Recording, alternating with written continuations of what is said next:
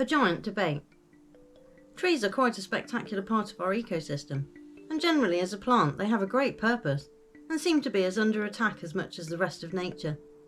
In my previous article about trees, I mentioned just a few of the different types, two of which I have seen myself, the banyan and the baobab trees. But there is another I have also seen in person I realise I failed to mention, and that is the giant sequoia forest in California.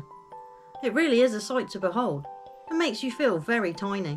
Although I was a child, so was pretty small at the time anyway, but they were epic. There is talk though, of there being a time when things were much bigger, of giants and megafauna and flora, some of which has evidence showing it was once here, or is available if you go looking. And some has been lost, or is hidden if perhaps it raises what might be seen as too many questions. But occasionally there is something there to debate, or dismiss, depending on your viewpoint and reasoning. Devil's Tower in Wyoming is a good example of this, where many people say it is evidence of a giant tree, and that it is the remaining stump showing having been fossilised.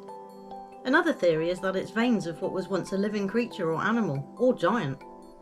And what the accepted theory says is that it is natural rock formations from volcanic and tectonic activity around 40 million years ago. Either way, it looks a bit out of place on the landscape, and sticks out enough to be a point of discussion. And whether it is remnants of a giant tree, creature, or just volcanic, you shouldn't dismiss from the idea that there was a time before of much larger things. But it's not just trees, or possible bones that people hold up as a reason for questioning. It's the large buildings, doorways, measurements in travellers' tales, and old stories generally that seem literally riddled with ideas and mention of things we are taught to scoff at today. They say things get bigger with a higher CO2 level, so could it be that when it was warmer and greener, things were able to reach what we might call their full potential? And currently we are perhaps in a stunted phase, and still in the ice age in reality, or a cold period which keeps everything down.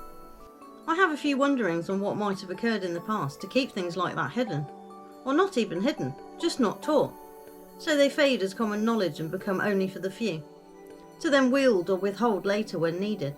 Or perhaps they too forget, and much gets lost altogether.